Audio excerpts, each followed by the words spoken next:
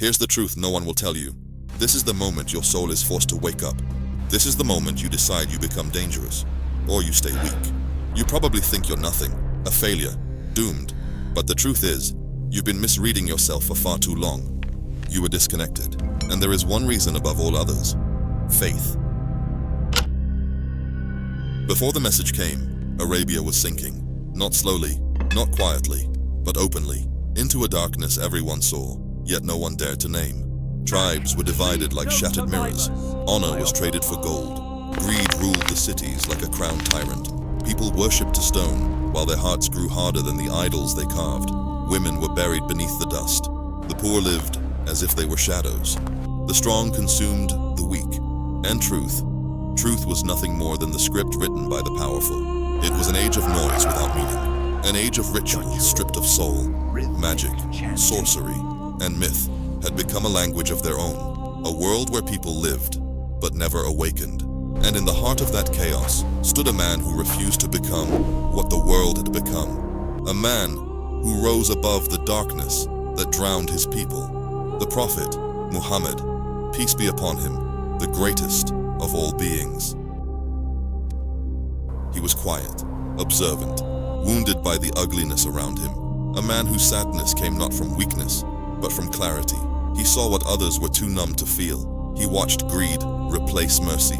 He watched injustice become normal. He watched a society eat itself alive. So, he walked away from the noise. Night after night, he climbed to the cave of Hira, not to escape, but to search.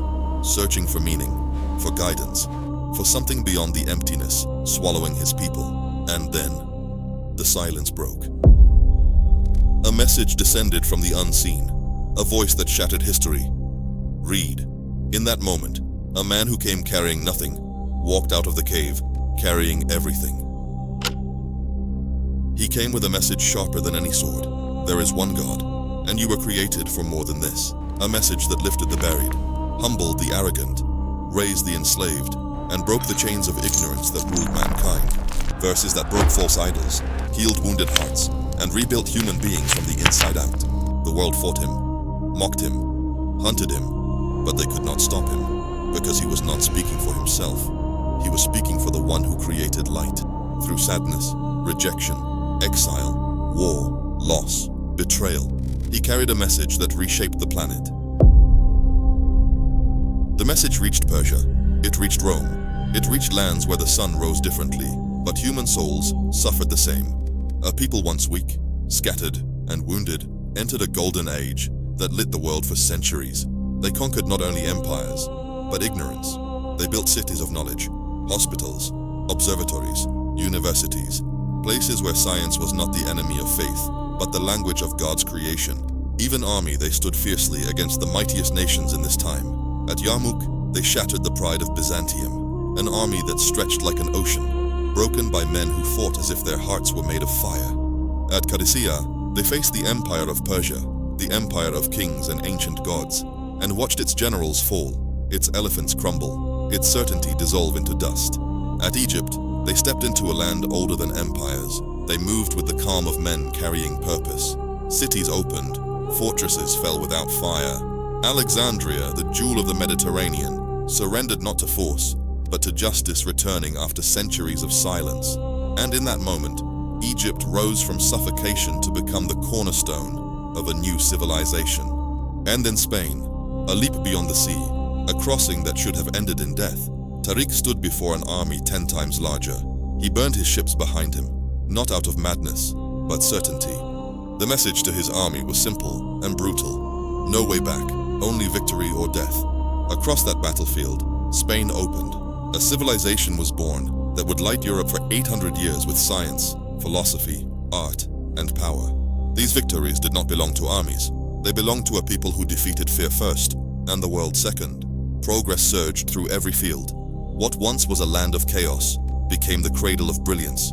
A world once drowning in darkness became a torch that guided nations. And it all began with a man alone in a cave, listening to a message the world wasn't ready for, but desperately needed. The man who once stood alone in a cave became the man who awakened nations. He did not come to entertain. He did not come to follow. He came to wake a sleeping world.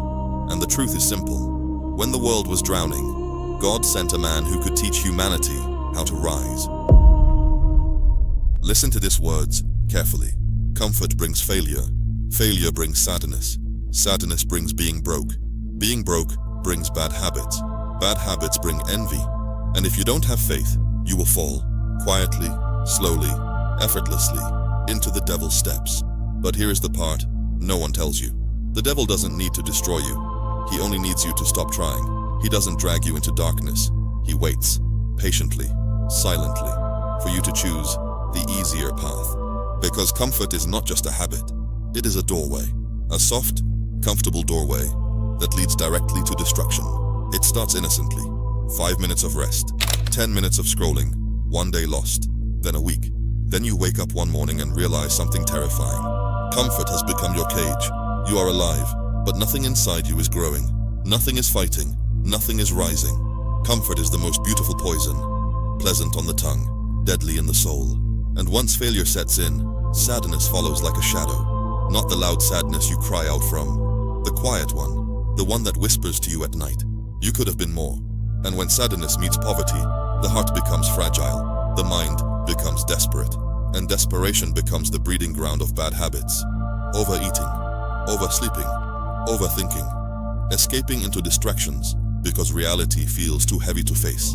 And once your habits decay, envy is born. You start to look at others and ask, why not me? Instead of asking the only question that matters, what stopped me from becoming my own potential? Because envy is a signal, a brutal one, but honest. It doesn't actually point to someone else's success. It points to the version of you that you abandoned. Envy shows you exactly where your untapped potential lives. It reveals the dream you refused to chase, the skill you neglected, the path you were afraid to walk. And when you use envy as a mirror, not a weapon, it stops consuming you and starts instructing you.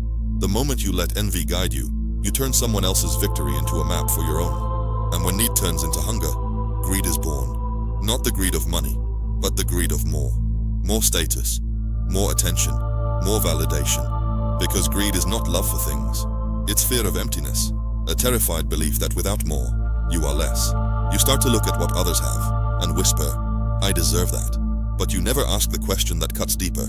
At what point did desire stop being ambition and start becoming a cage? And when the heart hardens, pride is born. Not confidence, but the refusal to grow. The belief that you're already right, already wise, already above correction. It tells you that you are right, even when you are blind. It tells you that you are strong, even when you are collapsing. It tells you that you stand tall, even as the ground beneath you cracks. You look at others and think, they can't teach me anything. But the question you avoid is the one that exposes everything. When did I start mistaking ego for strength?